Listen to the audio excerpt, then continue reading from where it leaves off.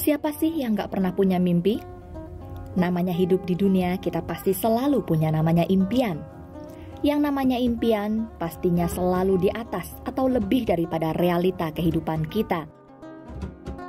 Sama seperti yang dialami narasumber kita Tulus Tobing.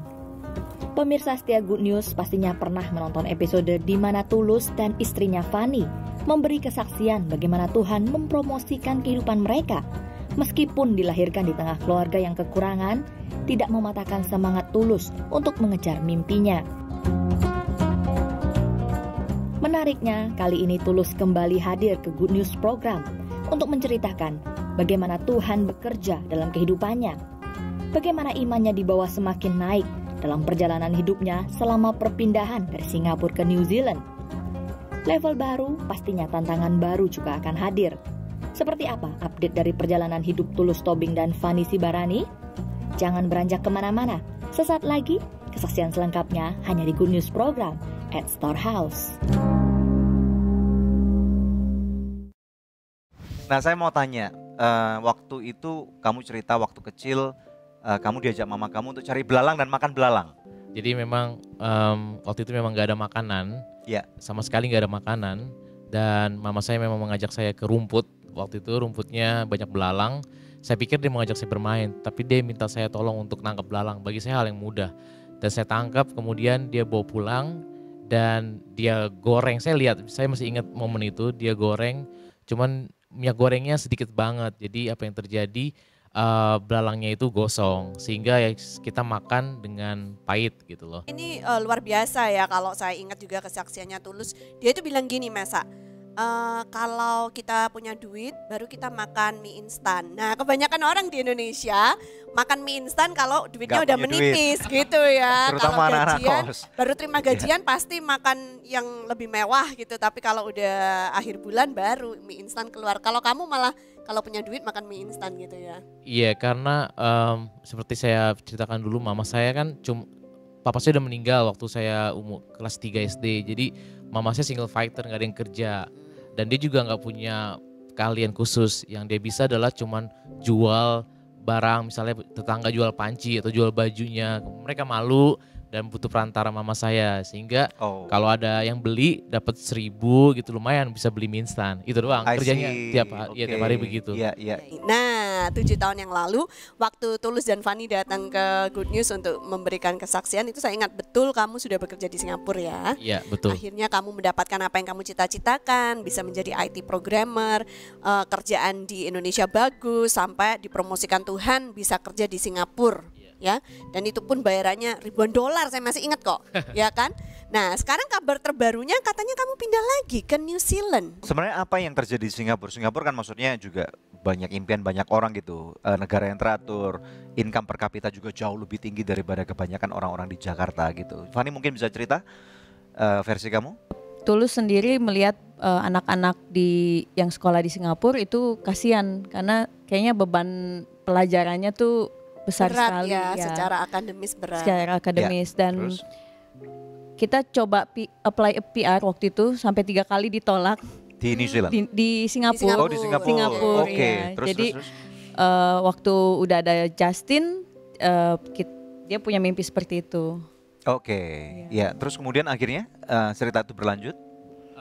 Ya, jadi saya pas lagi mau, kenapa kita mau ke negara 4 musim ya, tadi alasannya. Yes. Dan setelah nunggu-nunggu belum dapat, waktu itu hampir ke Sydney karena udah interview, tapi mereka nggak mau terima tawaran gaji saya maunya segini gitu loh, hanya kurang 5.000 gitu. Tapi bilang ya udah, saya pikir kalau Tuhan buka jalan, pikiran saya pintu yang tertutup sama pentingnya pintu yang terbuka. Jadi waktu itu tertutup, saya bersyukur banget, terima kasih Tuhan, karena Dia pasti akan menyediakan yang lebih baik. Karena saya nggak tahu, saya nggak punya bigger picture. Karena itu sebabnya kita berdoa, Bapa kami yang di surga, Dia ada di atas, Dia bisa melihat bigger picture. Dan saya percayakan kehidupan saya sama Tuhan, kita berdua. Akhirnya kita kayaknya ke Indonesia nih. Kemudian email masuk, ting, ada tawaran. Dan kemudian saya interview by Skype. Dan mereka tertarik dan mereka terbangkan kita satu keluarga dan juga disediakan akomodasi hotel sebulan di sana untuk kita bisa. Ini di New Zealand. Di New Zealand. Wow. Yeah. Itu ceritanya kenapa kita bisa ke New Zealand. Ada orang yang sama-sama nih ya, maksudnya dilahirkan dari keluarga orang-orang yang kekurangan atau miskin. Nah, tapi ada orang yang berhasil seperti kamu, tetapi ada juga banyak sekali yang tetap gagal. Nah, semestinya membedakan apa itu?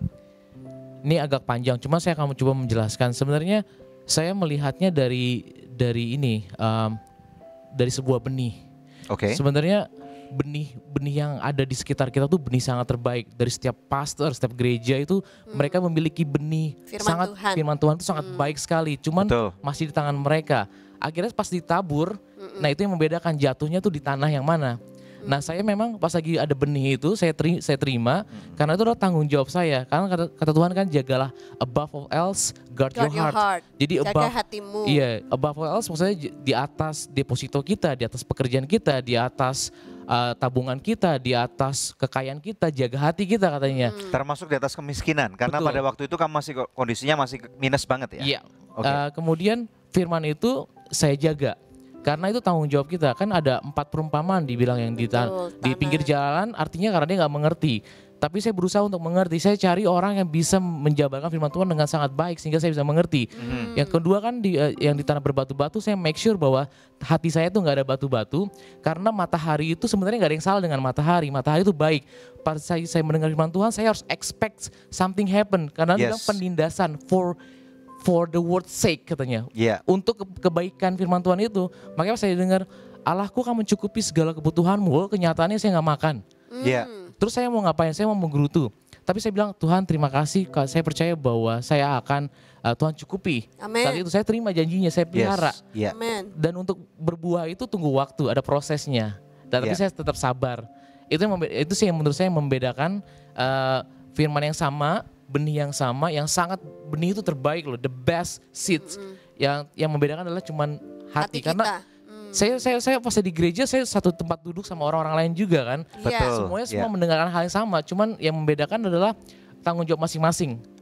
Karena kita punya Tuhan yang sama dan saya mengucap syukur kalau Tuhan tuh diangkat ke surga karena kita punya kesempatan yang sama untuk mengenal Dia, yaitu melalui Alkitab. Siapa yang mau, dia akan mendapatkan. Saya bisa tambahin. Silakan. Untuk itu seperti gambaran setia ordinary day. Jadi saat hari-hari kita cuma seperti rutinitas. Tapi sebenarnya ketika kita setia dalam rutinitas our ordinary day, seperti itu kita ada proses yang kita lalui. Sama seperti pada waktu kita setiap hari kita makan, walaupun kadang-kadang kita nggak merasa pengen makan, kita tidur siang, tidur malam cukup, walaupun kadang-kadang kita nggak merasa capek gitu ya. Halo teman-teman sekalian, Anda baru saja menyaksikan sebuah episode Good News Program, atau mungkin Anda juga menyaksikan video-video tayangan yang lain yang kami pernah upload pada channel @Anugerah Ministries. Dan saat ini secara pribadi pula, saya mengajak Anda untuk berpartner bersama dengan kami. Sehingga lebih banyak lagi tayangan-tayangan yang luar biasa. Akan ada inovasi-inovasi baru, akan ada kesempatan bagi Anda juga untuk membantu kami untuk memperlebar kerajaan surga. Jangan lupa untuk subscribe pada channel YouTube kami yaitu di @Anugerah Ministries. Anda bisa langsung pencet dan kemudian jangan lupa untuk pencet ada loncengnya. Sehingga apabila ada setiap video baru, tayangan baru yang diupload, Anda akan langsung mendapatkan notifikasi pada email Anda atau pada YouTube Anda.